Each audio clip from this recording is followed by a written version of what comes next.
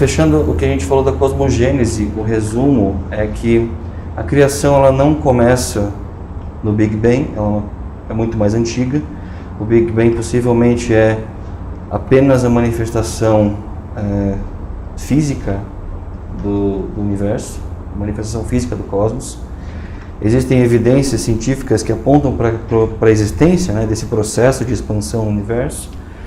E a própria filosofia descrita na Doutrina Secreta, os processos escritos lá, indicam que o universo tem sim esse processo de manter-se em um estado latente, que é chamado de pralaya, que é o estado de repouso, e de tempos em tempos o todo decide se manifestar, então ele delimita um espaço, ele começa a forçar a manifestação a existir através da vibração, através do som.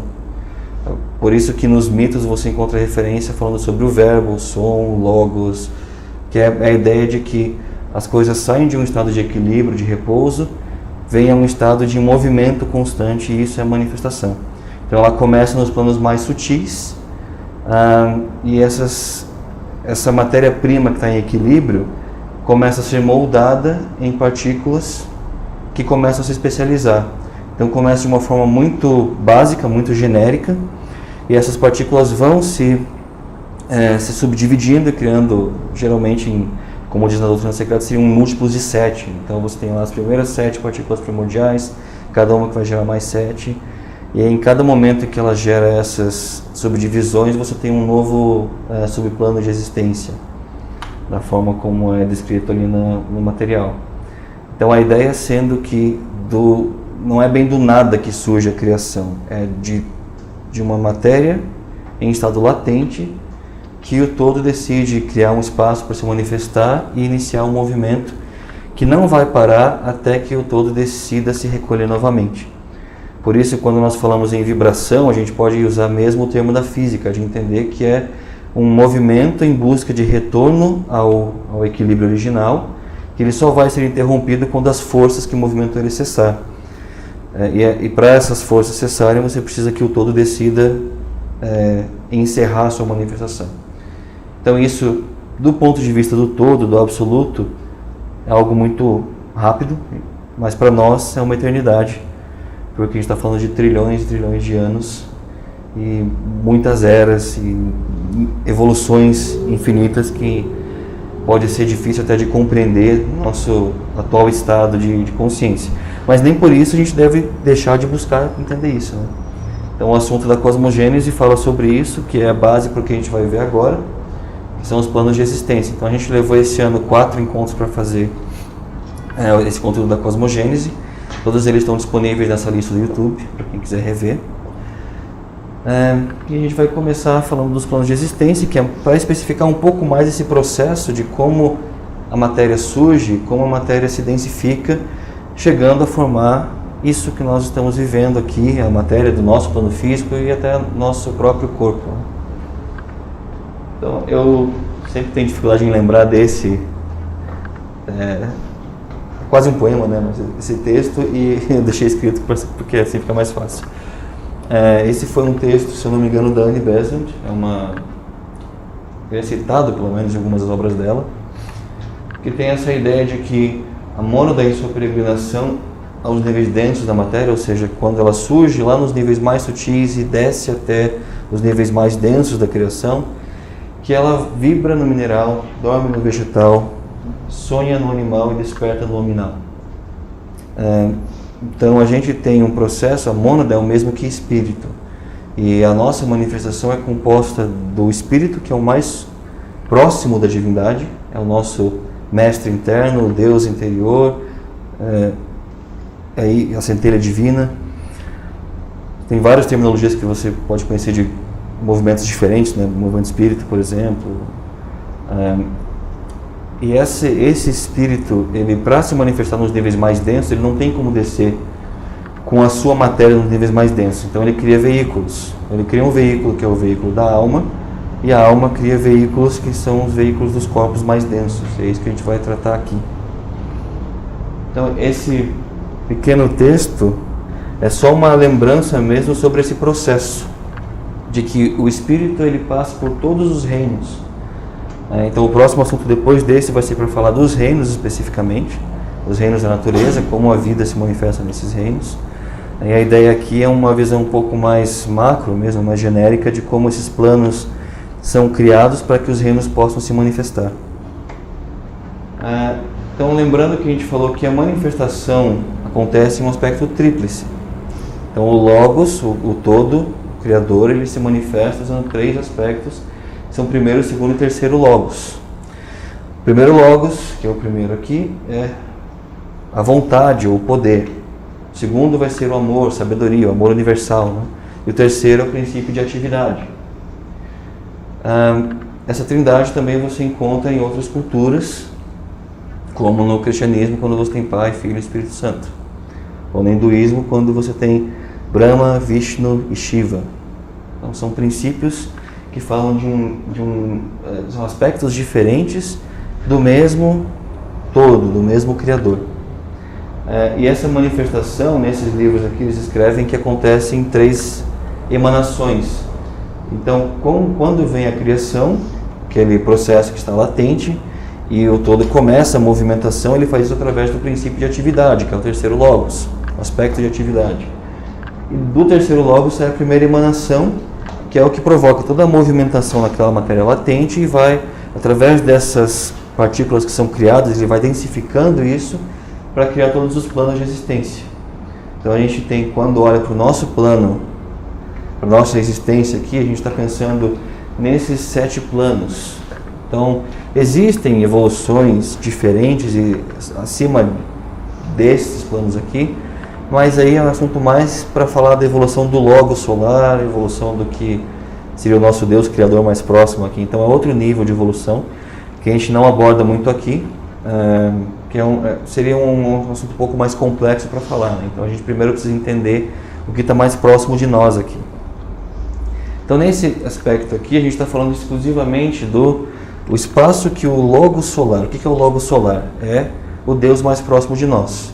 É aquele ser altamente evoluído que tem no seu corpo físico tudo aquilo que existe no nosso sistema solar. Deixa eu colocar no mudo aqui. Esqueci.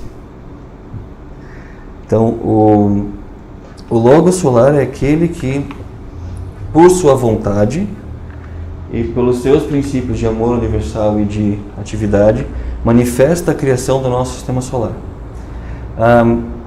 Existem hierarquias, né, conforme essa filosofia explica, existem hierarquias de seres do universo. Então, quando o todo, que é o absoluto realmente, aquilo que é eterno, aquilo que não tem princípio nem fim, que não existe tempo para o absoluto, este é o que delimita o espaço para o cosmos se manifestar. E daí ele cria esse aspecto tríplice que começa a criar, delegar funções para vários outros seres abaixo dele, daria para chamar de seres mesmo, e esses seres vão constituindo os corpos que a gente consegue ver hoje, interpretar como, por exemplo, a galáxia, sistemas solares e assim por diante. Então, o corpo físico, às vezes você pensa assim, então o Logos é a estrela? Não, o Logos é toda a matéria física que a gente vê no nosso sistema solar faz parte do mesmo Logos, faz parte do mesmo ser. E esse processo de criação é o processo que se repete em todos os níveis de hierarquia. E no nosso sistema solar, quando a gente estuda esse aspecto aqui, a gente está falando da manifestação destes planos, que vai desde o plano divino, onde começa ali o corpo físico do nosso Logos solar, até o plano físico, onde nós nos manifestamos como indivíduos. Esse caminho é bem longo, então por isso que a gente fala nessas emanações aqui. Então, o começo vem realmente com o aspecto de atividade do Logos, que é o terceiro Logos, né? Então vem essa primeira emanação que faz o quê? Pega a matéria-prima, movimenta essa matéria, criando as partículas que se movimentam e ficam cada vez mais densas, e ele faz esse processo com o plano que existe na mente do Criador.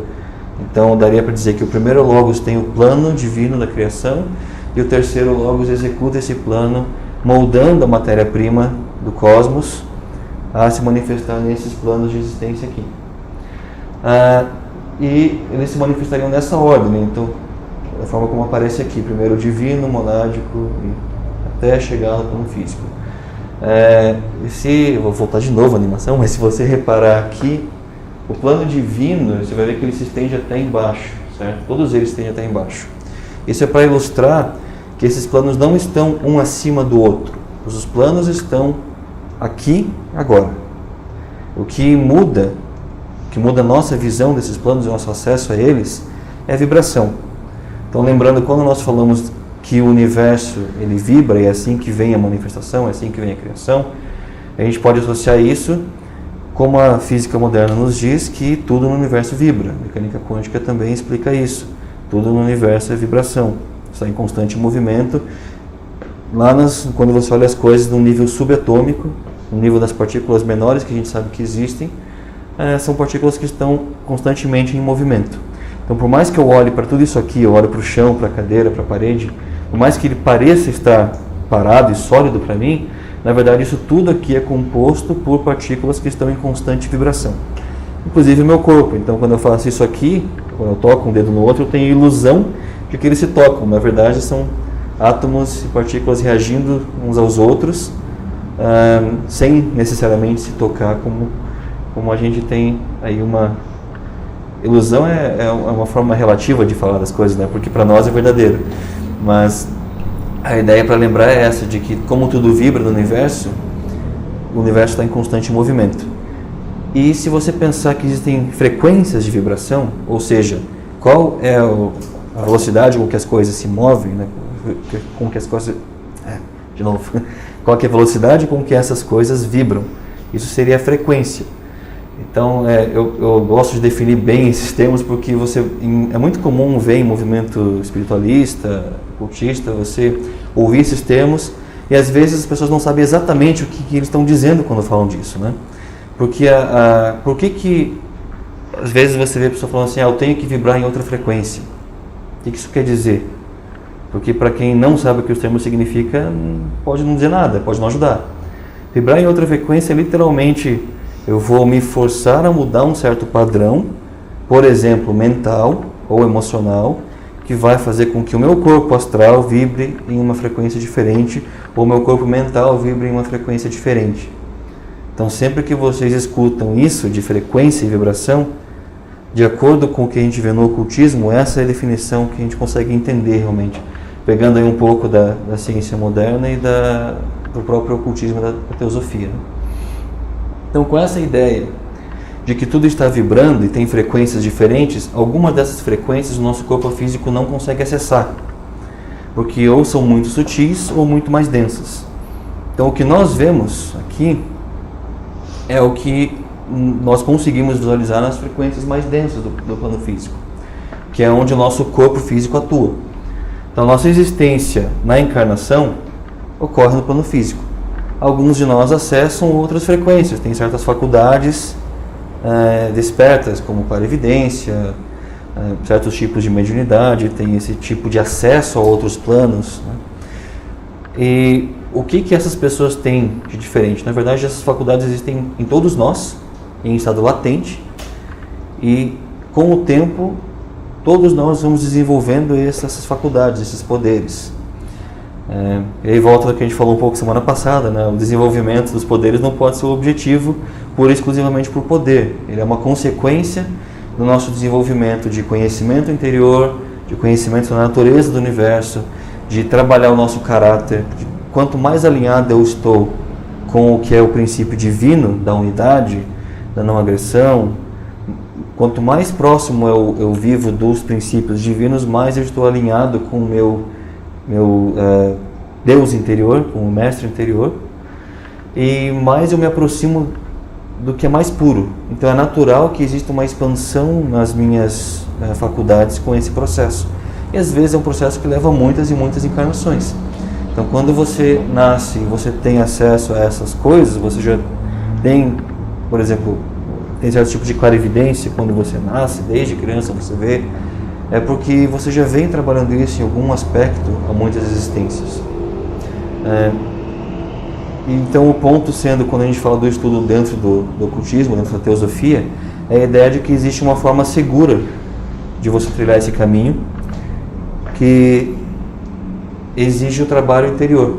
Então, quanto mais eu me purifico, mais próximo eu estou desses princípios mais puros, e obviamente essas faculdades vão ser desenvolvidas com o tempo. Então, quando você consegue acessar esses outros planos, o que você está vendo, na verdade? Você está sintonizando como uma antena numa frequência diferente. É como se a sua antena fosse um pouquinho mais poderosa do que as outras. Ou você esticou um pouco mais a antena, né? Você levantou um pouquinho mais ali e está acessando alguma coisa diferente. Por isso que esses planos são representados como todos eles estando no mesmo espaço que o Logos delimitou. Então, nesse exato momento aqui, nós temos todos os planos, só que nós não vemos o plano astral, nós não vemos o plano mental e nem os planos mais sutis, porque não temos acesso a isso. E é mais fácil compreender até que nós aqui, em corpo físico, conseguiríamos acessar até que o plano mental, e os mais avançados, os yogis mais avançados, conseguem, através de estados meditativos, tocar aqui um pouco do plano intuicional, do plano búdico. Isso não quer dizer que nós não temos matéria dos outros planos, é só a nossa percepção. Então, os seres mais avançados do universo conseguem acessar, né, esses planos de uma forma mais natural. No caso desse plano intuicional, é o limite que a gente consegue alcançar? Eu acho que não é bem um limite, mas o motivo de chegar até ali, na nossa experiência enquanto encarnado, tem a ver com os planos mais densos, os corpos, né? Então a nossa experiência, talvez uma outra forma de colocar é assim, a consciência acessa os outros planos, mas talvez o corpo ou os corpos mais densos não tenham o software para entender o que é aquela matéria. Então é por isso que as experiências que você tem em planos mais sutis são muito difíceis de lembrar. Até para quem tem experiência de viagem astral, que tem experiência de sair em corpo astral, e quando tem experiência, por exemplo, em corpo mental, tem muita dificuldade em entender o que foi aquilo quando volta para o físico, porque o físico não tem condições de compreender. Então, é nesse sentido, né, que a gente não consegue acessar por causa das limitações dos corpos mais densos. Não quer dizer que a consciência não esteja em todos esses planos, não se manifesta em todos eles, né? Então, a criação desses planos, para deixar mais claro, é que nesta primeira emanação aqui, o terceiro Logos movimenta a matéria, densificando as partículas. Em algum momento, essas partículas começam a formar as coisas na matéria de cada um dos planos, que foi aí que eu falei, talvez o Big Bang físico seja só a última expansão aqui do plano físico, quando ele surge, porque ele surge de uma singularidade, certo? Que é exatamente a definição que se dá para o processo aqui oculto, né? Quando se fala em surgimento do cosmos, fala que surge um ponto, daí o ponto se alinha com uma linha vertical, uma linha horizontal, que indica uma vibração, contato do espírito com a matéria, e as coisas começam a surgir. Então eu penso que não é acaso que a ciência chegou nessa compreensão de que a manifestação física vem de uma singularidade. E que não é uma explosão, é uma expansão. É comum também a gente ver esse termo, explosão, mas explosão quer dizer que uma coisa foi aniquilada e transformada em outra. Expansão é mais fácil de compreender porque quer dizer que existe uma matéria num estado muito denso, e isso começa a se expandir, e quanto mais ele se expande, mais essa matéria passa a resfriar, a ponto de que as partículas consigam começar a se agregar e formar os primeiros átomos mais densos e assim por diante. Até que a gente vê surgirem as galáxias, as estrelas, os planetas e assim por diante. Então esse processo de criação é um processo que está acontecendo o tempo inteiro. Ele não aconteceu lá atrás e parou, ele está acontecendo. No momento que a criação chegar ao fim, o cosmos se recolhe. Então esse processo de emanação está acontecendo a todo tempo. Até aqui tudo bem? E eu estando no plano físico ou no plano físico, que tipo de energia ou que energia que eu teria suficiente para ter a vibração e chegar no plano astral? Você, na verdade... Que exercício que teria que ser? Tá. Você diz para você ter domínio consciente do corpo astral? É. Isso é um trabalho bem longo e exige conhecimentos específicos. Aí tem algumas ordens iniciáticas que trabalham com isso, né, que desenvolvem essas faculdades. Tem várias técnicas, que você tem vários pesquisadores que divulgam algumas técnicas para fazer isso, porque se trata, na verdade, de despertar. Você conseguir treinar a consciência para estar desperto enquanto você está no físico, e isso, por consequência, te leva a despertar enquanto você está no astral. Todo mundo já deve ter tido algum sonho aqui em que você está voando, em que você percebe que você está... Algum de vocês já teve aquele sonho que você percebe que está sonhando? Aí você leva um susto, nossa, eu estou sonhando. Isso é um certo despertar do corpo astral, um momento em que você ganha consciência de que você está ali, num plano que é diferente, que é estranho, que você pode pular e sair voando, que as coisas mudam de forma muito rápida, que as coisas às vezes parecem muito pegajosas, difíceis, pesadas, você parece que se arrasta, um plano muito fluido, certo? Todas as experiências que a gente tem assim em sonho são experiências no plano astral. E esse domínio da faculdade é um processo que tem várias técnicas diferentes, mas o que eu entendo é que não é a técnica que é o mais importante, é o despertar. É como você trabalha, usando técnicas ou não, com o despertar da própria consciência a ponto de conseguir ou conscientemente se projetar, sair em corpo astral, ou estar desperto o suficiente para acordar em corpo astral. Aí, como eu mencionei, algumas ordens iniciáticas trabalham especificamente esses pontos, com o intuito de ensinar os seus discípulos a manter-se desperto em todos os planos. Manter-se desperto, porque o que é estar desperto no plano astral? É estar desperto no corpo das emoções, ou seja, o domínio do corpo das emoções, que significa que eu não posso ceder aos impulsos do corpo astral. Então, quando eu sinto uma raiva surgindo, eu tenho domínio desta raiva e eu não permito que ela se manifeste. E não é porque eu estou suprimindo essa sensação que vai voltar depois com uma doença. É porque eu estou transmutando isso, pegando essa energia que foi gerada, transformando em outra coisa. Ou eu me desenvolvo a tal ponto em que eu não sinto mais a raiva, em que eu não sinto esse tipo de interação com os outros, com o mundo, não é capaz de me abalar. E aí entra, por exemplo, os mantras entram nesse estado. Isso. Todos os trabalhos de meditação, por isso que se fala em despertar, né? Porque é o despertar da consciência que te faz conseguir esse autocontrole. Então o autocontrole tem que ser em todos os níveis. Por exemplo, eu controlo a minha mente para não ficar voando enquanto eu estou meditando. Eu controlo o meu corpo das emoções para não ficar reagindo a tudo que acontece à minha volta. Ou seja, eu tenho total controle de tudo que acontece, porque no fim das contas, como eu reajo às situações é uma escolha minha. E se eu pratico esse despertar, em algum momento eu vou ter esse autocontrole de conseguir não reagir às coisas externas. E no plano físico, é o domínio do corpo físico. Então é assim, eu controlo quando meu corpo dorme e acorda. Eu controlo o que meu corpo come, não ele, com as suas vontades. Isso quer dizer que às vezes quando o corpo pede brigadeiro, eu tenho que dizer não. E não dá, né? Mas é esse o ponto. Então, quando a gente... por que hoje em dia, talvez seja muito mais claro a necessidade de você dormir direito, comer direito, fazer exercícios? Porque eu estou praticando o domínio do corpo físico. Quando eu quero ir lá na academia e meu corpo diz que não aguenta, a menos que você esteja machucado, né? Daí você não vai mesmo, mas quando você está lá de frescura, porque o corpo não quer ir, que sabe que vai sofrer, e você força um pouquinho o corpo a levantar e fazer o que tem que fazer, você está trabalhando esse tipo de autocontrole, certo? Então é um trabalho diário, é um trabalho a todo instante. Por isso que eu falo que, na minha visão, as técnicas para despertar os outros corpos não são as mais importantes. É o trabalho do despertar diário que é o mais importante. Né? Porque quanto maior domínio você tem no corpo astral, mais domínio você tem quando a sua consciência está focada no corpo astral. Seria, por exemplo, quando você dorme.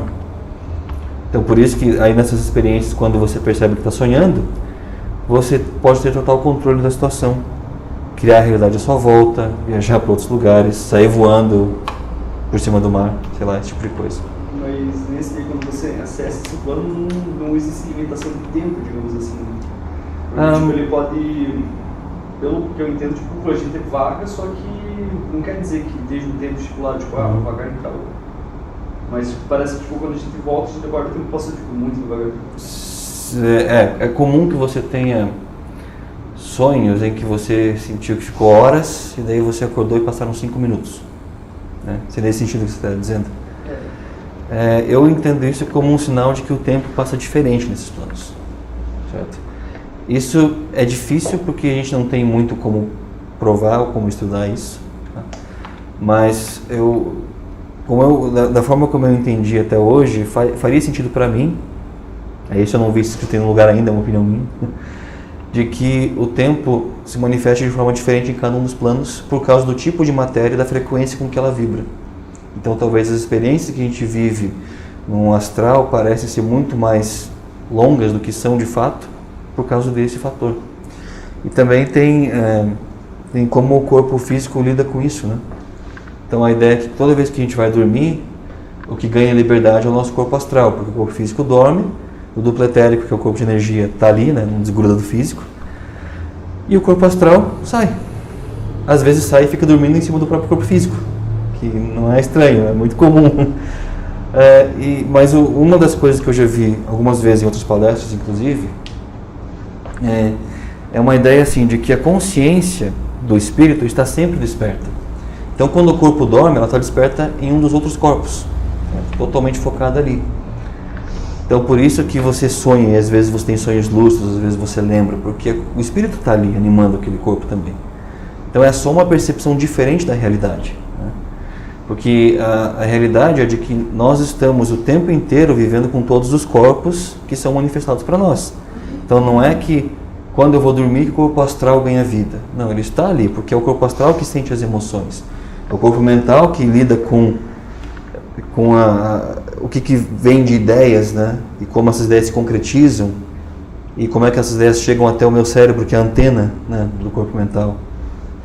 Então, dessa forma que, compreendendo que os corpos não estão nunca parados, a gente consegue entender que quando eu treino os corpos a ponto de conseguir repousar direito no físico, eu posso ter experiências despertas no astral. Assim por diante. Aí você vai ter passagem de tempo diferente, você vai ter uma noção diferente de realidade, as coisas mudam muito rapidamente, é muito fluido, e não é à toa que a Madame Blavatsky chamava esse plano de o plano das ilusões, né? O Kama Loka, o plano dos desejos. Por quê? Porque como é um plano de matéria mais sutil que nossa, onde tudo é mais fluido, é muito fácil de você criar ilusões, você criar qualquer coisa. Isso vale para encarnados, desencarnados, criaturas do astral e assim por diante. A gente vai ver um pouco mais desses tipos de seres, o tipo de habitantes que a gente encontra em cada um desses planos, mas dá para entender que é um plano bem menos denso, apesar de ser muito próximo a nós em questão de frequência mesmo, ele é bem menos denso do que o nosso plano físico. Então você tem essas questões de realmente ser um plano muito flexível, muito mutável, muito fácil de você ser enganado. Uma dúvida. No plano astral, como eu já li, a gente vive o nosso repertório de vida. A gente mas as pessoas que já desencarnaram, ainda elas tem muitos que ficam presos ainda no plano astral. Casos que tem uns cascões, né? Isso. E aí, a pessoa permanece com a imagem dela, né, física daqui, mas ela ainda está aprisionada nesse plano. E isso é parte desse processo ou ela não conseguiu se desvencilhar? Os cascões especificamente, eu vou falar um pouco mais para frente, porque é uma coisa, é como uma anomalia se entender da forma como a teosofia explica, porque se trata não necessariamente de um ser que está ali habitando, é o que sobrou de um ser que já foi. Mas que ele tem... Se eu acesso esse plano astral e vejo uma imagem dessa pessoa que desencarnou, seria ela que estaria se projetando ou é da Depende. Entendi. Como é uma coisa muito fluida e difícil de você ter precisão, depende. É por isso que esse plano é descrito como o plano das ilusões. A gente, às vezes pode ser que a gente cria a nossa própria várias ilusões ali dentro, né? Que é esse o principal motivo que leva a uma visão diferente que ocultistas e teosofistas costumam ter em relação ao plano astral do que comparado com os movimentos espiritualistas, por exemplo, a doutrina espírita kardecista, as linhas africanas como Umbanda, Candomblé, assim por diante. São visões diferentes. Não quer dizer que são visões erradas, mas é uma perspectiva diferente do tipo de realidade que se observa nesse plano. Então, eu vou falar daqui a pouco mais sobre os habitantes de cada um deles, daí a gente pode entrar em detalhes nisso. Que realmente aí que nesse assunto começam a surgir mais dúvidas e mais coisas, né, sobre como que a gente lida com cada um desses planos, né? Porque realmente para nós é com o plano astral o mais próximo que a gente lida o tempo inteiro. Nosso corpo de emoções está sujeito às influências de todos os tipos de criatura que existem no plano astral. Por isso a nossa vigilância constante tem a ver com manter nossos corpos fortes o suficiente para não ser afetado, né? Não ser abalado por outras forças. E isso a gente fala mais para frente sobre a constituição oculta do homem, a gente fala mais em detalhes sobre esses processos aí. Tem vários trabalhos de clarividência que foram feitos pelo Lee Bitter, pela Annie Besant. Tem um outro ocultista chamado Geoffrey Hodgson, que ele fez vários trabalhos interessantes. Ele desenvolveu uma clarividência em que ele conseguiu observar coisas no plano astral e começar a pintar isso, né? Então ele deixou várias pinturas tentando mostrar aquilo que ele via, que ajuda a explicar um pouco das coisas que a gente vê às vezes aqui no nosso corpo físico, no nosso corpo astral quando dorme, por exemplo, ou para quem tem algumas dessas percepções, né?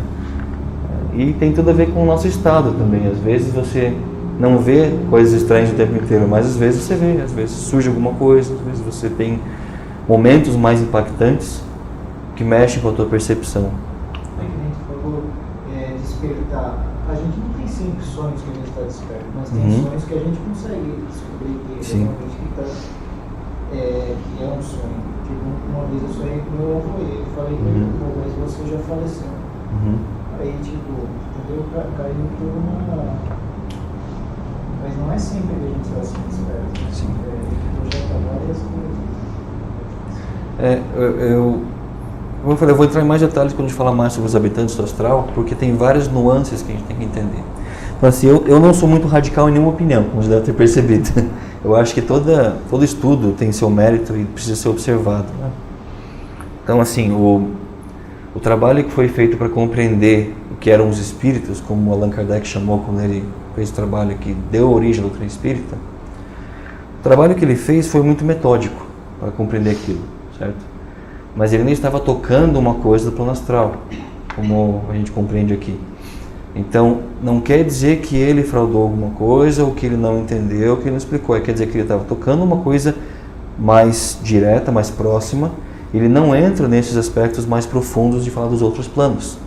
Então, quase tudo que a gente vê nos movimentos espiritualistas vão estar falando do plano astral e algumas vezes do plano mental, certo? Mas geralmente o foco é muito no plano astral. E aí o nosso cuidado tem que ser, quando eu tenho uma experiência com alguém que já desencarnou, eu tenho como dizer com certeza absoluta que é aquele ser, ou que é o que sobrou daquele ser? É muito difícil. Às vezes é a intuição que vai te dizer o que foi aquela experiência. E aí cabe a cada um viver a sua experiência e ter consigo, porque é muito difícil de explicar. Ninguém tem o direito de chegar para você e dizer o que você viveu foi falso. Porque ninguém vai ter essa percepção, entende? A menos que fosse o mestre de sabedoria que consegue ver todos os planos e dizer com precisão, mesmo assim não faria, porque não entra na forma de atuação dos mestres de sabedoria, né? Mas a menos que fosse um ser nesse nível que tem clareza e domínio de todos os planos e todos os corpos, que conseguiria te dizer com precisão o que foi aquilo, certo? Mas todas as experiências têm nuances que têm que ser observadas, e aí vai muito... Aí eu penso particularmente que tem a ver com a nossa conexão com o plano de intuição aqui.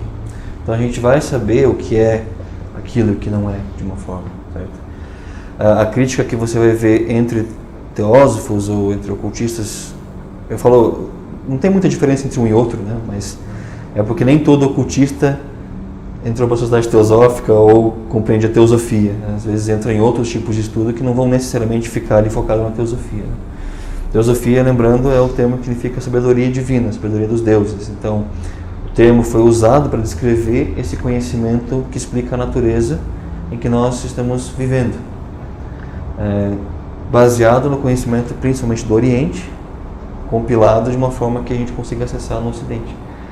Então, eu acho que não é coincidência que foi relativamente contemporâneo ao surgimento da doutrina espírita, porque você tem duas iniciativas ali diferentes, em níveis de profundidade de conhecimento, mas que surgiram na mesma época. Então isso para mim não é acaso, isso tem um plano realmente de expor esse conhecimento para a humanidade que está aqui agora, porque existe um chamado para nós compreendermos a nossa natureza e a natureza do universo. Mas a gente vai, como eu falei, entrar em mais detalhes, e quando falar mais para frente sobre a constituição oculta do homem, que a gente fala em detalhes sobre todos os corpos, aí fica bem interessante que você começa a entender coisas que acontecem com a gente, né? Então, onde que todas as influências começam a pegar no meu corpo astral, o que são as formas de pensamento, por que é tão importante eu vigiar o que eu penso, o que eu sinto, o que eu faço, né? A gente vai chegar lá, vamos por partes. Então, nessa ideia aqui, ainda, né, da manifestação dos planos, acho que ficou claro que ela acontece através do terceiro logos, trazendo a forma. Aí eu tenho a emanação, a segunda emanação, que é o segundo logos trazendo a vida para aquilo que o terceiro formou. É o princípio que faz com que a vida se manifeste e ela passe a evoluir. Na semana anterior a gente falou um pouco da ideia de que o Logos empurra aqueles seres que vêm a se desenvolver, vêm a viver experiências mais densas, até o momento que ele ganha consciência própria. Daí a gente tem livre-arbítrio e tem que seguir o nosso caminho. Isso é feito por este segundo Logos aqui, a ideia de que quando o espírito está começando a tocar a matéria mais densa, ele é empurrado pelas forças da natureza, ele é empurrado pelas leis cósmicas. Mas existe um momento em que esse espírito ganha uma alma só para si, que é quando ele desperta no nível humano, porque o nível humano diz: eu tenho consciência, eu me entendo como indivíduo, eu tenho 5 sentidos, eu consigo pensar numa forma concreta. E eu dei o exemplo do gato, né? É diferente do gato que, por mais que tenha personalidade, ele ainda está submisso aos instintos, mas ele está ali quase no nível de individualização, onde ele vai ganhar uma alma para si próprio. Uma alma para si própria é redundância, né? Mas ganha uma alma para si. Mas uma pergunta, daí no caso, vou pegar por exemplo o gato, você concorda então que talvez o gato seja dos animais próximos a gente o mais evoluído? Tem 5 que na literatura a gente encontra, né? Seria gato, cachorro, elefantes. A gente não é só falando da família de todos os animais dessa classe, né? Elefantes, os primatas, golfinhos, e o cavalo, isso. Fala-se desses 5 na literatura, que é o gato, cachorro, cavalo, primatas, macacos em geral, macaco, gorila e assim por diante. E o elefante, né? São esses 5 que você encontra na literatura. Tem vários livros diferentes e autores que falam sobre isso de formas diferentes, mas eu entendi que o foco nesses 5 foi para explicar que principalmente nem todos os seres seguem a evolução humana. Alguns seres seguem evoluções paralelas que não são necessariamente a humana. Então, quando eu ganho uma alma aqui e me torno individualizado, quer dizer que só o ser humano é individualizado? Não. Existem outras linhas de evolução. Entendi. De seres que atuam em outros planos de existência, que têm um nível de consciência individualizado e têm livre-arbítrio. Ganham uma alma para si, é uma evolução diferente da evolução humana, porque aquele espírito, aquela mônada decidiu seguir esse caminho de evolução. Certo? Então quer dizer que nós que estamos aqui decidimos viver a experiência humana. Ou seja, descer nas profundezas da densidade para voltar com a experiência completa para o Logos. É culpa nossa. Por isso aí a gente começa a entender, né? Quando começa a estudar também karma, reencarnação, você vê, não tem como eu dizer que eu não fiz. Assim, eu tenho mesmo no nível que eu não compreendo, eu tenho escolha nas coisas que me acontecem. E quando você ganha a individualidade, o trabalho é entender que, como eu tenho consciência das minhas escolhas, aí eu passo a estar sujeito ao karma, porque as minhas escolhas têm consequência. Eu não estou mais sendo empurrado pelo logos, dizer, vai meu filho, vai, igual quando a gente começa a ensinar uma criancinha pequena, né? No começo você pega no colo, você faz tudo, você troca a fralda, você dá banho, você cuida de tudo. Em algum momento ela começa a engatinhar, depois começa a andar. Então, quanto mais independente ela se torna, menos você, não é que você deixe de cuidar, que é a mesma ideia do Logos. O Logos não deixa de cuidar, mas menos aquele ser depende de você. E chega uma hora que você diz que esse ser tem que viver a própria vida. Alguns nunca dizem isso, mas deveriam, né? Então, é nesse momento em que o Logos diz, você tem que seguir a sua vida, viver as suas experiências e arcar com as consequências do que você faz. Então você passa a estar sujeito à lei de ação e reação, que é a lei do karma, que não quer dizer ruim, né? Karma, ação e reação quer dizer que tudo que eu faço tem consequência para o cosmos. Eu estou lidando com forças do cosmos o tempo inteiro, e conforme eu perturbo essas forças, elas vão me provocar uma resposta. Então isso pode ser uma resposta que do meu ponto de vista é boa, do meu ponto de vista é ruim, mas na verdade é só interação de forças, né? E esse processo de individualização é o que seria a terceira emanação do ponto de vista dessa literatura teosófica, que é o quê? É o momento em que o poder, a vontade, se manifesta no ser que está vivo, encarnado nos planos mais densos aqui da matéria.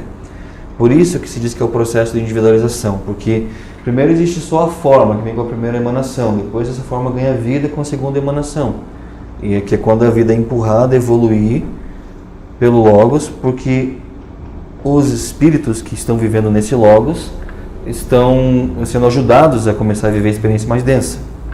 Mas em algum momento, essa experiência é tanta que esse espírito precisa viver essa experiência de uma forma mais específica, mais única. E daí existe o processo de individualização. Então, tecnicamente, você passa por todos os reinos. Por isso que na semana passada eu falei assim, não quer dizer que eu sou aquela que se eu chutar uma pedra, eu estou chutando um ser que vai ficar chateado comigo. Não quer dizer isso. Quer dizer que existe algo que anima a vida nas rochas, nos minerais, nos vegetais, nos animais. E os animais são os mais próximos do nosso nível de consciência. E a parte de individualização, quem vai falar mais pra frente, se eu não me engano, vai ser a Tirza, que entra mais em detalhes, porque ainda eu acho um tópico bem mais complexo, né, de falar do processo de individualização mesmo, que aí a gente sempre chega naquele ponto, mas animal tem alma, mas ele tem karma, não tem? Então, segundo a teosofia, esse nível de consciência não tem o karma da forma como nós entendemos, porque ele não tem livre-arbítrio ainda, certo? Então ele está vivendo as experiências. Quando vivem a importância dos animais domésticos, né, os animais que vivem mais próximos de nós, é porque eles estão aprendendo conosco. Então, eu acho que era Annie Besant que falava que a gente quer, quando nós estivermos todos libertos no nível de mestre de sabedoria, a gente vai cuidar da próxima humanidade. Como é que eu quero essa próxima humanidade? Como é que essa próxima humanidade virá? É só olhar para como nós tratamos os animais agora. Então, tudo aquilo que nós fazemos hoje para esses animais tem um impacto sobre como eles vão desenvolver essa individualidade. Então aí é fácil também, não é uma coisa catastrófica, a humanidade está perdida porque a gente só trata mal os animais. Não é bem assim, né? Tudo tem nuances. Mas é um alerta de que a gente tem que desenvolver um certo nível de consciência que vai além de entender que todo ser vivo é nossa propriedade, que a gente tem direito de decidir, o direito de abusar o máximo possível de outros seres sem ter uma consideração com aquela outra vida e sem tratar de uma maneira digna. Então é uma compreensão que exige bastante reflexão da nossa parte, né? A gente vai falar mais disso lá na parte de individualização mesmo, de entender como esse processo aqui acontece. Para nós aqui nesse tema, o importante é entender como essas emanações acontecem. Então, primeiro vem a forma, depois vem a vida, e daí essa vida ganha autoconsciência, que é quando o primeiro logo se manifesta aqui no indivíduo. Por isso que nós também temos 3 aspectos que formam a nossa alma, que vão ser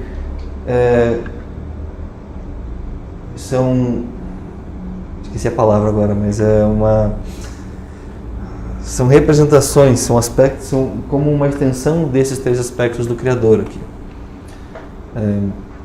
Então nós temos na nossa alma, no nosso eu superior, esses 3 aspectos de poder, que é poder, vontade, de amor, sabedoria, e de atividade, que vão se manifestar como Atma, que é poder, Buddhi, que vai ser o amor universal, e Manas, que vai ser o mental, que é o mental divino. Aí nós temos esses corpos superiores, mais sutis, que compõem a alma que reencarna.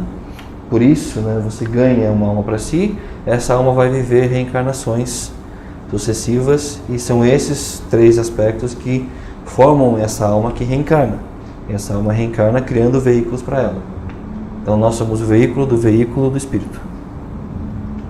É mais fácil de associar. Então, pensando nessa ideia da mônada, né? O que é a mônada? De onde vem a mônada? A mônada vem do divino, certo? Então, quando o divino manifesta a criação, como eu falei, da diferença aqui, o plano divino, que é o mais sutil, é onde começa o corpo físico da manifestação, do Logos. Então, ele cria partes de si que vão ser as mônadas, que são os espíritos. Tem suas raízes no plano divino, porque as suas raízes vêm do divino, né, daquilo que é o Criador.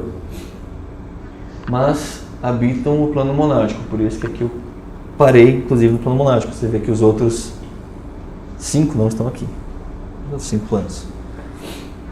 Eles não possuem veículos inicialmente para se expressar, porque eles aguardam a manifestação dos filhos de Deus. Ou seja, no processo da criação, quando ela se inicia, essas mônadas já surgem no processo da criação naturalmente. E conforme a criação prossegue para os planos mais densos, que é isso que ele quer dizer com aguardam a manifestação dos filhos de Deus, conforme essa manifestação vai criando os planos mais densos, é que as mônadas vão vivendo as experiências nos planos mais densos. Que é o que eu acabei de falar aqui, né? Permanece no plano enquanto o terceiro Logos inicia o trabalho de manifestar os outros. Esse processo da manifestação inicial pode levar muito tempo, infinito do nosso ponto de vista.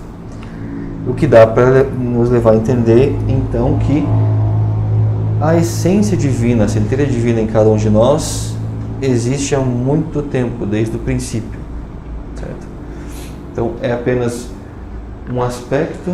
São filhos do Criador, ele cria dentro de si mesmo, porque todos nós somos parte do todo, que é um dos princípios, o princípio esotérico da unidade da vida, fala isso, né? Nós temos nossa origem no divino, então nós nos manifestamos dentro desse divino. Que é esse processo aqui, né? Quando os planos mais densos são criados, aí as mônadas vão viver experiências dentro dos planos mais densos. E como é que isso vai acontecer ali, né? A mônada tem o princípio cósmico da consciência do Criador. Seria o Filho na Trindade cristã. Então, essa manifestação surge a partir do terceiro Logos, lembrando que é o aspecto de atividade. Então, é ele quem cria, né? É ele que molda a matéria para criar, inclusive, as mônadas nesse plano monástico aqui. A gente pode entender a mônada como partículas da consciência do Logos, partículas da consciência de Deus, se quiser usar esse termo, que surgem, lembrando, né, que a vida vem do segundo Logos. Então, o que é que cria, de onde vem, o que cria de fato a mônada, né? O terceiro Logos cria os planos e a matéria desses planos. O segundo Logos é de onde parte a manifestação da vida. E por esse motivo, dá para entender que é do segundo Logos que vem a manifestação das mônadas, dos espíritos. O termo vem do grego, que é unidade sem divisão. Também é chamado de chispa divina ou Cristo em nós. Então, Cristo, o mestre interno, eu superior, nossa centelha divina. e evolui através da sua relação com os planos de existência. Então, por isso que a mônada cria veículos para viver experiências. Por quê? Tem sempre aquela pergunta, mas se eu já sou perfeito, por que eu tenho que vir encarnar e viver tudo isso, né? A ideia que a gente entende é: a mônada vem do Criador e por isso é uma centelha do que o Criador é. Logo, é perfeita em essência. Tem todo o conhecimento que o Criador tem, mas não tem experiência. A experiência é necessária e se adquire através dos planos mais densos. Então, quando você tem conhecimento com experiência, você tem sabedoria. E a sabedoria nos leva à libertação. Porque é só através da sabedoria que um dia essas centelhas aqui vão se tornar um logos, um criador, assim como o Criador é. Certo? Então, as mônadas são os peregrinos, também chamado de Jivatmas, do sânscrito. Por milhões de anos descendem e ascendem pelos planos, ganhando consciência e autoconsciência. Então, ganhando consciência por quê? Porque o nível de consciência de cada um dos planos vai aumentando conforme a mônada passa por essas experiências. E a autoconsciência é um momento de ter escolha, ter livre-arbítrio, ou seja, eu sou um ser individualizado que decide o seu próprio caminho. Eu posso escolher me unir ao divino, ou posso ficar apaixonando o tempo que eu quiser. A escolha é minha. Mais pra frente vocês vão ver que não é bem assim o tempo que eu quiser, que chega uma hora que a evolução tem que seguir, e daí ou você é empurrado ou você fica e espera a próxima. Então, sabe aquela história de juízo final? Então, existe, mas não exatamente da forma como a gente vê no cristianismo. Não é uma ideia de condenação infinita, é uma ideia de que para nós parece infinito porque é uma eternidade. E é de fato uma eternidade. Mas a onda de vida que manifesta a vida na Terra como nós vemos hoje, ela existe porque o Logos manifesta a vida e força essa evolução. Então chega um momento em que, se você que está liberto escolhe o seu caminho, não está acompanhando esta onda, você vai ficar para trás. E ficar para trás quer dizer que você entra em repouso e volta no próximo ciclo. Isso é o que vocês vão encontrar na literatura como o processo de rondas e cadeias. Ele fala um pouco nesse livro aqui, Fundamentos de Teosofia, de uma forma resumida. Tem outros livros que vão falar mais disso em mais detalhes. A doutrina secreta, obviamente, vai entrar nos detalhes desses temas, mas você tem outras leituras que vão ser mais específicas, com um tema mais trabalhado. Então tem alguns livros do Arthur Powell que ele fala sobre essa evolução, e ele fala sobre esse processo, de que é chamado de juízo final, porque é um momento em que alguns desses seres não vão seguir, vão ter que esperar a próxima. Por quê? Porque a matéria está vibrando numa frequência que não permite mais a eles se manifestar da mesma forma, certo? Não é punição, é apenas a mecânica do universo, é a mecânica da natureza. Então as coisas têm um prazo. Por isso que eu falei, a gente pode, para nós é uma sensação de que eu posso ficar eternamente patinando aqui, me atrasando e não vai acontecer nada. É um prazo muito longo, mas tem prazo.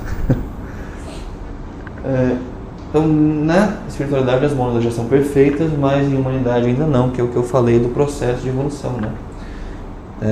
Na doutrina secreta, nessas proposições, eu falo que existe uma identidade entre a alma humana e a super-alma universal, e que a peregrinação pelos planos de existência é uma lei cósmica, que é o que eu acabei de falar. Então, a peregrinação existe para todas essas essências, centelhas divinas aqui.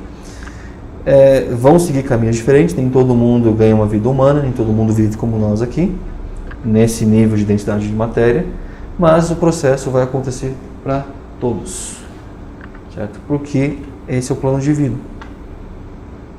Se não concordar, tem que perguntar para o Logos, mas aí a gente tem que evoluir um pouquinho mais. Então, pensando naquele diagrama que é como o que está ali atrás, que aí separa assim mais para mostrar de forma didática, Então, quando surge a manifestação, ela vem lá do terceiro Logos, criando com a primeira emanação o plano divino lá em cima. Depois quando essa primeira emanação criou o plano monádico, a segunda, né, o segundo Logos, já cria a vida, que é a mônada, que é a centelha divina, os filhos do Criador, que vão viver a experiência evolutiva. E o terceiro Logos continua a criação dos planos, até os planos mais densos. E a terceira emanação, que tem aqui os símbolos, né, a representação que você encontra nos livros, é essa aqui, de que no princípio era o ponto, depois tem uma linha, e depois essa linha se encontra com uma outra linha horizontal, que curiosamente forma uma cruz, que simboliza o encontro da consciência com a matéria. Então o espírito encontra com o físico. Nesse aspecto aqui, a gente está falando da manifestação mais sutil, que vai fazer com que crie-se a mônada, que precisa viver as experiências de encarnação. Então, a mônada por si, que é o nosso Deus interior, existe no plano monádico. E é de lá que ela cria o triplo espírito no homem. Como eu falei, aqueles três aspectos, de Atma, Buddhi e Manas. Que são o quê? São corpos da mônada. São veículos da mônada. Então, naquele primeiro desenho que mostra a primeira, segunda e terceira emanação, a primeira é a própria formação, né? Aliás, a primeira é a própria formação que vem do terceiro Logos, que vai criar o quê? Vai dar forma às coisas. A segunda vai dar vida, e a terceira vai trazer o princípio de poder, de vontade, até a consciência individualizada ali. Então, quando essa consciência está individualizada, quer dizer que ela tem esses três aspectos em si. E aí a gente entende que eles se organizam dessa forma, em Atma, Buddhi e Manas, que seriam os três corpos superiores aqui. Esses três são a alma que reencarna, também chamado de ego. Ego com E maiúsculo, que é o ego superior, que é o eu superior. Então, isso aqui é o que reencarna. Aqui a gente consegue ver mais didaticamente, porque que isso é o veículo do espírito.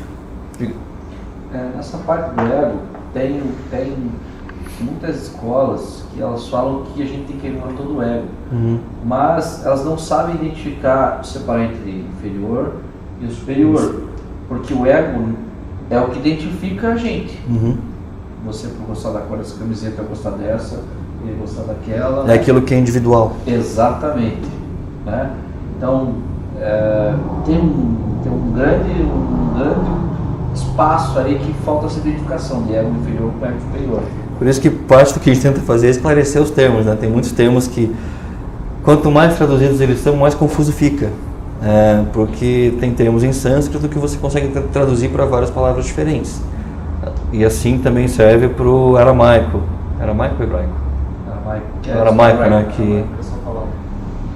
Aramaico antes do hebraico.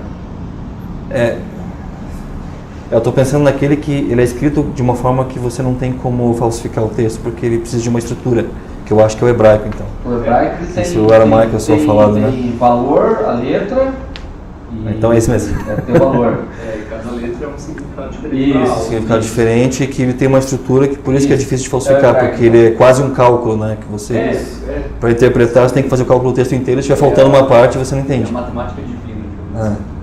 Eu acho muito legal, por sinal. O Yud, que parece um apóstrofo, ele tem peso 10, por exemplo, que é o alfa e o ômega, o 1 e o 0. E aí você vai calculando, né? Isso. Por isso que eu entendi essa ideia de que não pode ser falsificado. E ainda assim tem uma diferença muito grande na Bíblia entre um desses textos, especificamente falando da criação, que foi omitida ali a primeira letra, né, o Aleph. E isso muda o contexto da criação ali. Mas eu entendo que é bem difícil de fazer isso. O ponto com esse texto é que existem erros por não compreender o idioma, e existem erros de propósito, né? Que são ferramentas de controle, né? Então, infelizmente, a gente, por ego, por ignorância, por ego inferior, a gente toma essas ações como humanidade, e cada um paga pelas suas, mas infelizmente isso leva a ferramentas de controle, que levou ao surgimento de muitas religiões e muitas culturas que são extremamente autoritárias por causa de uma certa compreensão de textos sagrados. Então talvez os textos tenham sua origem em povos mais antigos que eram de uma humanidade anterior, foram conhecimentos preservados e distorcidos, que é um processo meio que natural, se reparar historicamente, acontece em todas as civilizações. Sempre tem um momento de busca de poder, de ganho de poder, de batalha e luta. E esse processo, por mais doloroso que seja, também faz parte do nosso despertar, porque a gente tem que entender e acreditar que existe um momento em que isso vai deixar de existir, porque o nosso despertar, a nossa consciência da unidade da vida, nos faz entender que isso vai ficar batendo em si mesmo, né? Então, quando eu controlo, quando eu desenvolvo sistemas de poder autoritários que dependem de agressão para funcionar, eu estou, na verdade, agredindo a mim mesmo, porque eu sou o que aquele ser é também. Por exemplo, as religiões abrâmicas, por exemplo, todas, sem exceção, elas têm um nível comum e tem um nível separado. Qualquer uma das religiões vai ter um nível separado que eles vão ter um conhecimento maior. Por quê? Porque dependendo do conhecimento, você sabendo fazer uma bomba atômica, se for bem intencionado, você faz uma usina nuclear para gerar energia. Se você não tiver uma boa intenção, você acaba com o mundo. Isso. Então essas religiões todas, principalmente as abrâmicas, elas têm a função de conter e segurar o conhecimento, para que se prove que existe uma boa alma ali, né? Não sei se dá para dizer que é boa, ou sei lá, enfim. O plano ele usa tudo, mas para você ter acesso àquele conhecimento. Por isso que tem essas travas. Senão, se eu der uma Ferrari para uma criança, meu Deus do céu. É por isso que a gente também entende que, eu diria até que em todas as religiões existem esses níveis. Isso. Porque também existe um outro lado que se fala de que as religiões surgem por intervenção desta fraternidade oculta, a qual os mestres fazem parte e que está há muito tempo envolvida e comprometida com a evolução da humanidade. Então existem intervenções em momentos importantes, como por exemplo no surgimento de religiões. E isso pode ser entendido de várias formas, seja intervenção direta, com o mestre aparecendo e trazendo o conhecimento que dá origem à religião, ou seja, guiando outros discípulos, né? Mas o que sempre surge é o quê? É um mito que ele pode ser interpretado de várias formas, em vários níveis diferentes, quando você tem as chaves certas. Então o conhecimento não é o problema, é quem usa o conhecimento que vai definir a intenção de quem usa, né? Por isso que, de novo, a importância da lapidação do caráter, da nossa compreensão, porque as forças cósmicas respondem a nós que temos o poder, né? Temos os 3 aspectos manifestados em nós. Então, quando eu uso a minha fala, quando eu uso o verbo, eu já estou exercendo uma força de criação que tem poder. Então, se eu ficar falando coisas poéticas, lindas e que exaltam as pessoas, eu estou gerando um tipo de reação. Se eu fico xingando os outros, pravejando palavras de ordem autoritárias, por exemplo, eu estou gerando outro tipo de reação. Mas é o mesmo conhecimento e o mesmo poder, certo?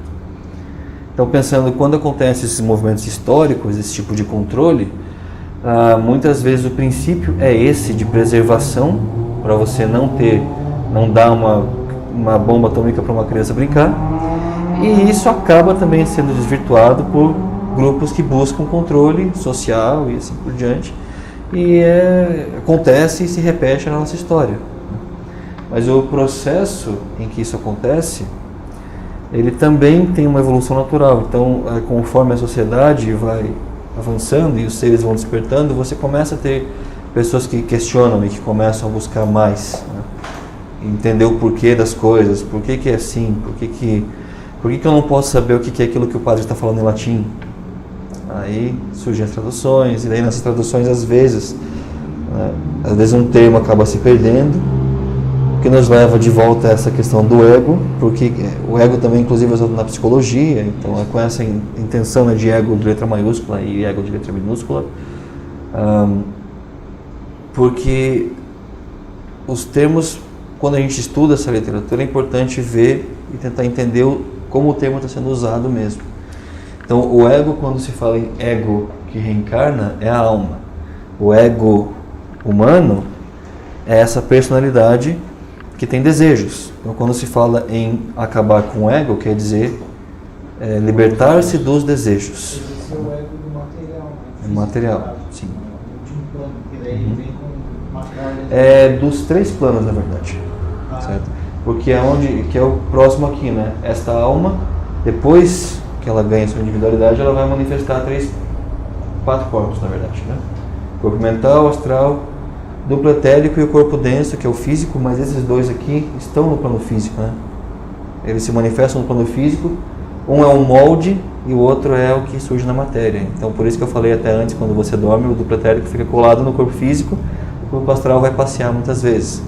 É porque o duplo etérico e o corpo denso muitas vezes são tratados como um corpo só, né? Até mesmo se você pensar no espiritismo, é tratado como um corpo só. Você não vê a menção a duplo etérico, você vê a menção. Eu penso talvez o perispírito se encaixe na ideia do duplo etérico, meio que entre ele talvez se encaixe mais no duplo etérico, porque quando eles falam em espírito, eles estão falando de corpo astral, na verdade, né?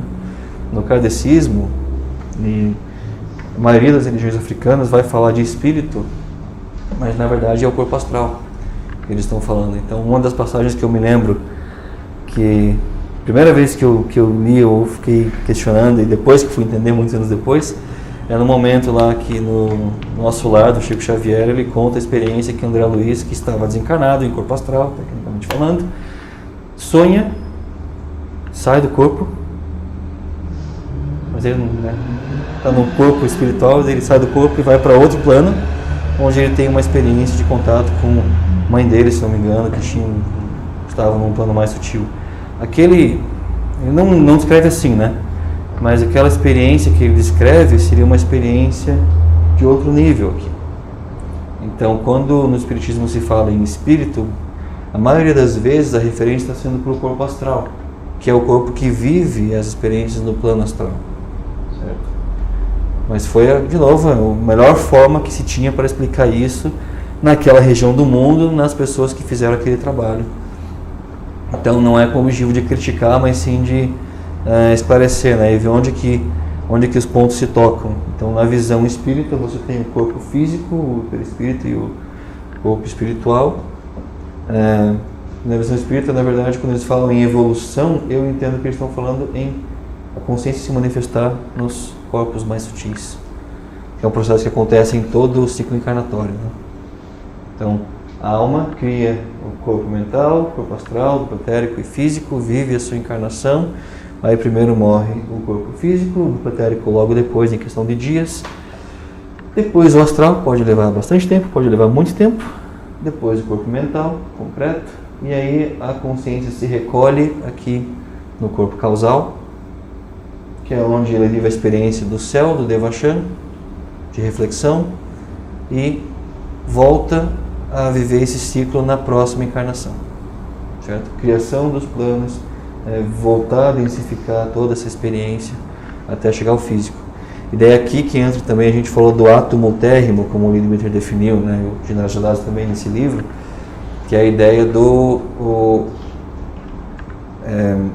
pensando exclusivamente no processo de encarnação, seria o que sobra da nossa individualidade em cada um dos planos depois que o corpo vai. Então, depois que o corpo físico se desintegra, ainda existe uma essência, pequeno, eles chamaram de átomo porque quer dizer uma pequena unidade, né? Que teria registrado tudo aquilo que foi vivido e que precisa de reparação, e tudo aquilo também que foi vivido que são ferramentas para as próximas vidas. Cada um dos corpos tem isso. Então, quando morrem os corpos, existe algo seu que vive ali naqueles planos ainda, que existe. Porque esse processo é importante na próxima encarnação. Então, quando eu venho na próxima encarnação, tudo aquilo que ficou registrado nesses átomos térrimos vai se manifestar de novo nos corpos. Por que funciona assim? Porque eu não tenho como depurar, como eliminar em corpo causal, que é muito mais sutil, uma coisa que foi criada no corpo físico, que tem uma matéria muito mais densa. Então a explicação era essa. Aquilo que eu criei aqui na matéria, eu só consigo resolver aqui na matéria. Por isso também tem a ideia de que os mestres só conseguem a sua libertação em encarnação. Por isso que o momento de iluminação, como passou Buda, por exemplo, foi enquanto ele estava encarnado, que ali seria o momento em que ele deixa de ter a necessidade compulsória de encarnar sucessivas vidas para depurar esses karmas que foram gerados mesmo, né? Então esse processo reencarnatório existe também por isso, porque eu vivo, enquanto eu estou lá vivendo a minha experiência no paraíso, no Devachan, estou refletindo sobre tudo que eu vivi, e refletindo quer dizer, né, absorvendo as experiências. Eu brinco às vezes que eu estou fazendo upload, né, upload de tudo que eu vivi, daí o espírito consegue pensar e a alma consegue pensar e preparar a próxima vida. E quando vem aí a encarnação na próxima existência, eu vou começar a trabalhar o que existe de corpo mental para ser depurado, para se criar o domínio, o que existe de corpo astral e assim por diante. Então existe nesse processo toda uma mecânica também de lidar com o karma, porque na próxima encarnação não é tudo que você gerou de karma que você vem para depurar, é uma pequena parcela que seja o suficiente para que você tenha condições de lidar, que nos leva a uma outra conclusão. Tudo aquilo que eu passo na minha vida é aquilo que eu tenho condições de aguentar. Eu nunca passo. Como é que é? A artista, vocês vão conhecer ela fala bastante essa expressão. É que Deus não dá cobertor menor do que o frio, é uma coisa assim. Não lembro direito, mas é uma coisa assim que... Você lembra? É isso, né? Não dá cobertor menor do que o frio que você está passando. Então, a ideia é essa, que você tem... nesta existência eu vim com algumas coisas específicas que estão maduras para ser depuradas e que eu tenho condições de lidar nessa encarnação. E quanto melhor eu fizer isso, menos coisa eu tenho para a próxima e mais ferramentas eu tenho para a próxima. Então, viver o seu caminho e desenvolver o seu despertar, a sua autodisciplina, tem toda essa chamada também para como é que eu quero voltar, né, na próxima encarnação. Se eu quero saber como é que vai ser minha próxima encarnação, eu tenho que olhar para essa. O que eu estou fazendo nessa? Isso nos diz como é que eu vou voltar na próxima. Então, quais vão ser as condições em que eu vou voltar na próxima? Então, existe aí um equilíbrio entre todo o karma que eu já gerei, que está pendente, alguma parte disso se torna madura e volta. A gente também vai falar em mais detalhes falando sobre karma, especificamente, mas é essa mecânica da criação desses corpos, né? Então eu tenho a alma que gera esses corpos para viver cada uma das suas encarnações, que dá a nós a nossa individualidade. Então eu posso dizer que eu estou vivendo a minha última encarnação, porque a Alex nunca mais vai voltar. É nessa vida mesmo, e a próxima eu vou ter outra personalidade, outra individualidade, com tendências diferentes, com um corpo diferente, com uma genética possivelmente diferente. Então, o que é que morre e o que é que fica vivo? O que é que sobrevive até a próxima vida, né? Então, pensar nesses termos também ajuda a gente a entender por que é tão difícil manter esse equilíbrio e essa sintonia, porque a gente está lidando com forças instintivas de todos os corpos ao mesmo tempo. O corpo físico tem frio, tem fome, tem sono. O corpo astral também, tudo isso. Os corpos têm medo de morrer. Todos eles. Então, é isso que gera, por exemplo, cascões. Quando o corpo astral está morrendo e existe alguma coisa alguma coisa que não possibilita aquele corpo realmente se libertar, a consciência vai, o espírito se manifesta no corpo mental, a consciência vai embora. Mas o que sobrou do corpo astral é como você pensar assim: o corpo físico morre, a alma já foi, mas o corpo está ali, certo? Ele vai se decompor com o tempo. Com o corpo astral acontece a mesma coisa, só que o corpo astral tem uma certa consciência própria, um nível de consciência, né? Ele não é um ser vivo necessariamente, mas ele tem um certo nível de consciência. E o que fica nesse processo são as coisas mais densas, que são exclusivamente de plano astral. A parte mais pura do ser não fica ali. A parte mais divina, né, não fica ali. Mas ele não foi para o Devachan. É aí que está o ponto. A alma já foi, né? A alma já está se manifestando aqui em corpo mental. O que sobrou ali é os resquícios do que era aquele indivíduo em corpo astral. Só que como ele se movimenta, como ele tem o registro do que a alma viveu, ele vai agir como se fosse, vai falar como se fosse, vai andar como se fosse. E daí vai aparecer em centro espírita, fingindo ser entidade, para ganhar energia para continuar vivendo. Então isso é uma mecânica. Não estou dizendo que todo ser que vive, toda entidade é isso, não.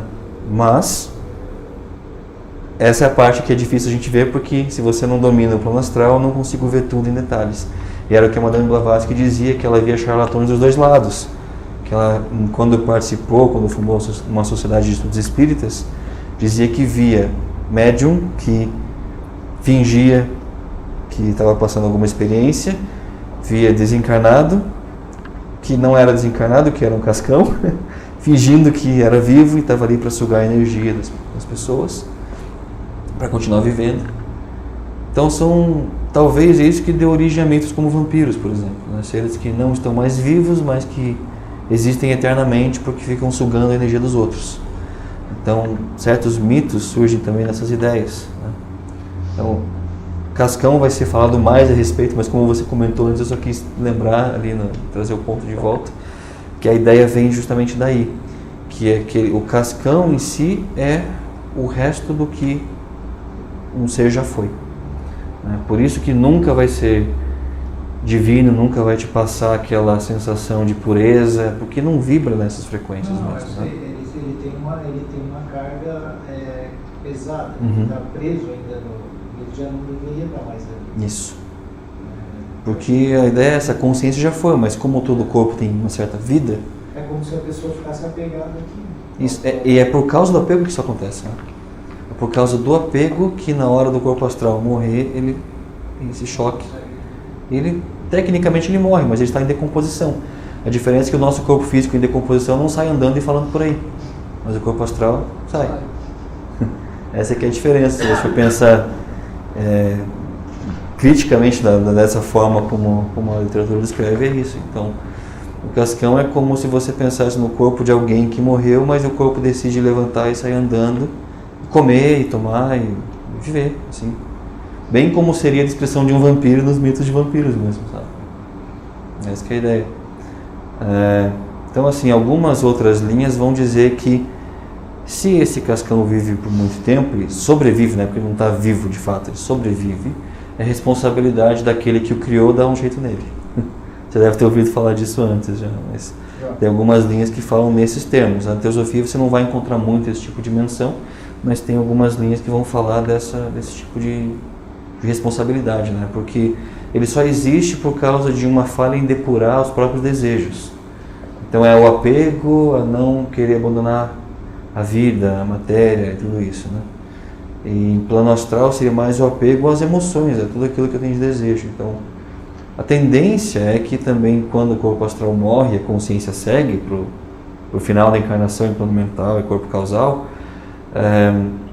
a tendência é que ele se decomponha e desapareça rápido também, né? Depois que esse processo acontece, mas às vezes não acontece e você tem esse tipo de ser vagando também pelo astral.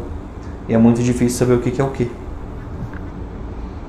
pode viver por muito tempo. Pode viver por muito tempo. Muito tempo. E como eu falei, ele vai parecer muito com aquele ser que ele foi. Mas não é de fato. A alma já está, talvez já tenha outra encarnação.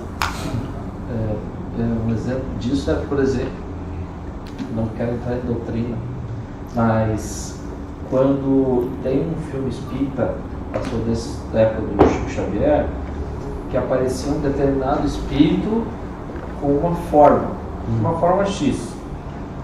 E daí tem uma parte que eles estão aparecendo, eu acho, no umbral, que eles chamam de umbral, lá, né? Todos aqueles espíritos estavam apegados e vivos há muito tempo, tanto que aparece em determinados momentos roupas que não eram nem da época, né? Então, desde determinada época lá, sei lá, 300 anos, 400 anos, enfim, estão presos porque alguma coisa os incomodou. Sei lá, ele queria ter aquela vida, ou aquela pessoa, ou aquele bem material. E o próprio tempo, né? Como é que eu vou saber se naquele corpo astral que eu estou vendo é só o resto do corpo ou é de fato o ser que desencarnou e está vivendo ainda em corpo astral? É uma coisa que não tem necessariamente... Eu não saberia te dizer como ver isso, né?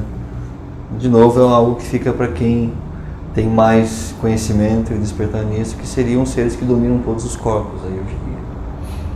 Então é mais para a gente entender que no corpo astral a gente tem tudo que é tipo de habitante, no plano astral, né? Tem tudo que é tipo de habitante. Os eles têm, né, desenvolvem a viagem astral. Eles explicam que durante a viagem astral pode encontrar os cascões, já estão desencarnados, etc. Mas se quiser, às vezes tem que rezar para essas pessoas. Sim. Porque aí o que você faz é ajudar a libertar aquele ser, né? Então tem abordagens diferentes mesmo em cada... Principalmente as escolas iniciáticas vão tratar desse tema em algum momento. Então os Rosacruzes costumam ter várias técnicas para dominar os corpos astral e mental, justamente para... Um dos motivos é que quando você deixar o corpo físico, você não cai na mesma situação. Então isso envolve ter aceitação do que você viveu, do que você vai viver daqui para frente, assim por diante. Em alguns casos, dependendo do tamanho desapego desse ser, acontece que a gente fala de que passa dormindo pelos reinos de cama louca, ou seja, não desperta, que desperta em corpo mental. Mas isso seriam seres extremamente desapegados de tudo que é da matéria, né? Então a gente está falando pelo menos de um nível de desapego que eu não sei se dá para dizer que a gente tem aqui. Um nível de desapego com a própria vida física, não com desrespeito, mas de não estar apegado mesmo, de que uma hora que for, vai da forma mais pura possível. Eu imagino que seres como Yogananda sejam um desses, pelo tamanho de despertar que ele tinha, em todo o material que ele deixou, todo o trabalho que ele deixou, né? Esses seres costumam até saber quando vão morrer ou escolher quando morrem. Foi o caso dele, né? Ele saiu do lugar que ele fundou, que ele ensinava a yoga dele, né? Kriya Yoga, ensinava esses aspectos ocultos também da natureza, treinava seus discípulos. Ele saiu dizendo que não ia voltar, fez o discurso que ele tinha que fazer, e no final do discurso ele fala, né? Fala do Himalaia, fico feliz de ter conseguido andar por essas terras novamente. Daí ele cai duro. Então assim, ele saiu dizendo que ele não ia voltar, ele sabia e escolheu quando foi. Então eu imagino que um ser neste nível esteja ali na senda do discipulado e já tenha uma certa libertação, uma certa independência mesmo, e não tenha esse tipo de apego que a gente ainda tem no plano físico, né? Mas aí vai da experiência de cada um, né? E deu certo de parar por aqui mesmo. Mas quase no finalzinho. Tudo bem até aqui? Ótimo. Alguma outra dúvida? A gente está começando todas. Isso mesmo. A gente está começando de cima para baixo porque é mais fácil entender uma visão macro e depois entrar nos detalhes, né? Quando você entende melhor de onde vêm as coisas segundo a teosofia e como elas evoluem, fica mais fácil depois entender corpo astral, corpo mental, cada um dos planos, a reencarnação, a individualização. Então é isso, gente. Muito obrigado pela presença de novo. Até a semana que vem.